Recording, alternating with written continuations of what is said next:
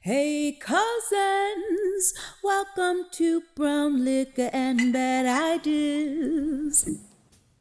Welcome, cousins, to this episode of Brown Liquor and Bad Ideas. I'm your host, Cousin Cornell Wright, the People's Lobbyist. Join me as we do a review of our second season. Brown Liquor and Bad Ideas is intended for the participation of responsible adults of legal drinking age who wish to engage in substantive virtual discussions and social drinking for entertainment purposes only. Brown Liquor and Bad Ideas does not advocate the abuse of alcoholic beverages. Choosing to participate in any of the drinking activities shared in the program should be made with moderation and caution and is the sole responsibility of the user. So cousins, when I say my second season, our second season, we've had 2 seasons of 26 episodes. It's the second season of 26 episodes. We're concluding pretty much where we start on the calendar year in 2020.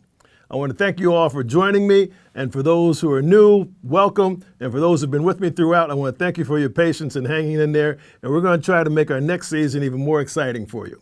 Well, let's have a quick review of some of the things that happened just in our second season that we kind of covered for you.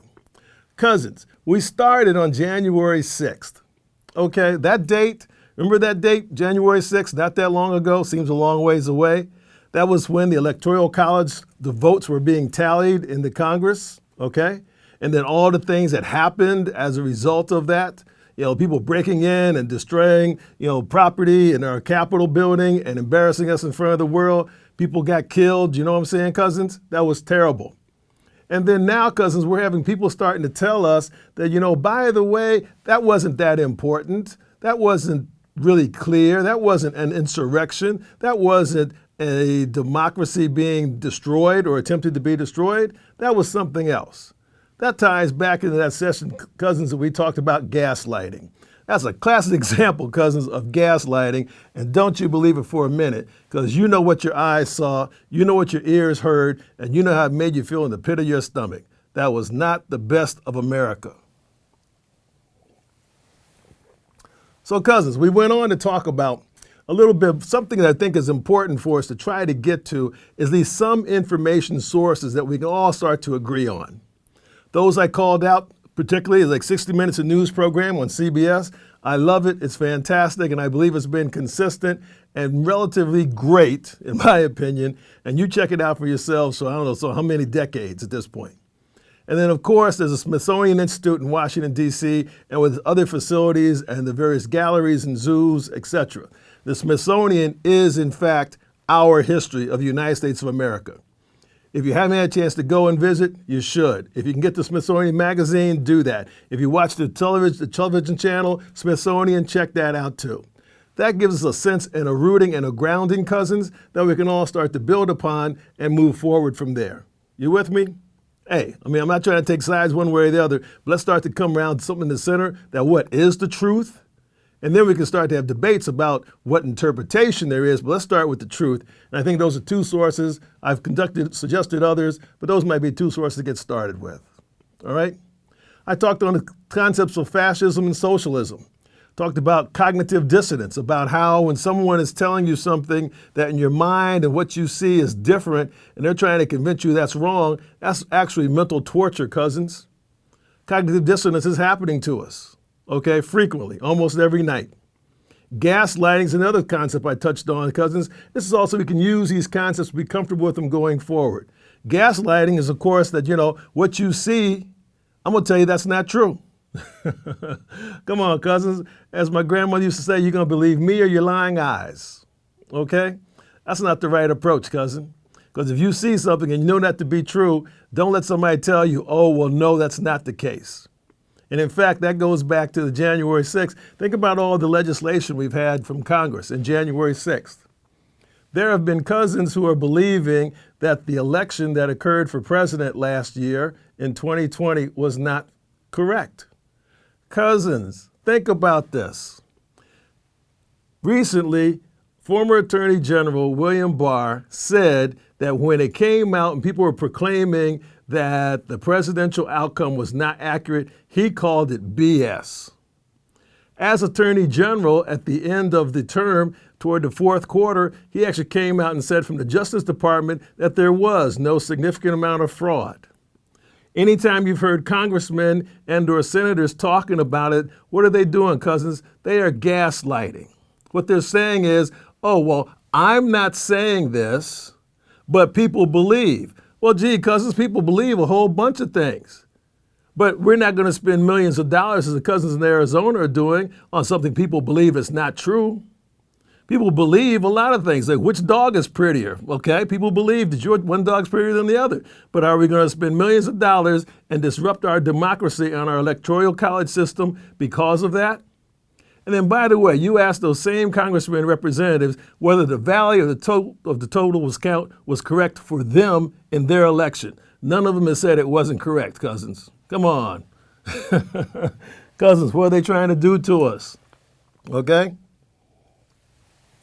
Because unfortunately, we can find somebody who believes everything, at least one person, and that shouldn't be enough in order to sway a whole country in some regards. You with me, cousins? So then we have a couple of legislations that have come up during the course of this period, our second season. Talked about the American Rescue Plan. All right, that was really kind of good. It gave a lot of cousins some money. And I'm sorry, cousins, but 0 Republicans voted for it to support it, both in the Congress and in the Senate. However, all the cousins in their states accepted the money. I didn't hear anybody give any money back. Come on, cousins, if it was a good idea, it's a good idea regardless of whether it's Democrat or Republican. Or are we to the point, are we so partisan now that we're playing games in regards to which side is going to win to take victory, when in fact the cousins, who is us, remember the Constitution, we the people, we're the ones who need the best decisions to carry the day. If your side doesn't have the best decisions or the best outcome or the best conclusion at a given point in time, give it to somebody else. It's like playing football. If you're having a bad day or can't catch, let somebody else carry the ball. That's all I'm saying, cousins. Who's carrying the ball and who's going to give us the best opportunity to move forward as we need to in this more competitive world? And with all the things that have been available to us and become crystal clear as a result of the pandemic in regards to some of the shortages and or exposures we have in this great country of ours. All right? We talked about American Families Plan and the significant amount of pushback that got. Hey, cousins, I think we need to look at that again. Infrastructure, we're going to talk about that in another episode. And then so just how about this whole general education and wrap up? We talked about education, we talked about the environment, we talked about pay for cousins, of course, global competition, and the whole question of our health care in our country. We talked about pandemic. We talked a lot about wearing masks, cousins, right? Getting the vaccine that's now available to us, get tested, all those kind of good things, cousins. Why? Because we were in this thing together during the pandemic. Everybody was exposed, potentially. A lot of cousins passed away. A whole lot of cousins got sick. Maybe some severely, some not so much. But a lot of people got infected. As a result of that, cousin, we had a sense of our humanity and our connectiveness that we shouldn't lose. So in our next season, cousin, we're going to talk about more of those kind of things. We're going to talk about education. We're going to talk about the environment. We're going to talk about the electoral system. And by the way, cousins, you let me know what you're interested in. We might talk about those as well. I'm the people's lobbyist. I'm here for you. You have to help me work it out. So tell you what, cousins, continue wearing your mask because I think it's still a good thing. We'll talk about that soon. Have a drink with me. And let's talk it out, let's drink it out, and let's pray it out, and we'll get this thing together. Thanks for joining me. Thank you for the second season. Not only to the good folks here at Balboa Tree Studios, but also to you cousins. Let's get ready for number 3. All the best. Cousins, I forgot something. In middle of June, it will be our first full calendar year and the beginning of our 3rd season. I've often asked you to become more involved with political activities and more involved with how our country works because we are the people. Because I need you also to ask you to help me now because we need to grow our subscribers. So go out and talk to 3 of your friends, have them subscribe, and then we can get to a magic number of 250 by our first annual anniversary. Can you do that for me, cousins? All right, thanks a lot, and you take care of yourselves. We are the people. We are the people.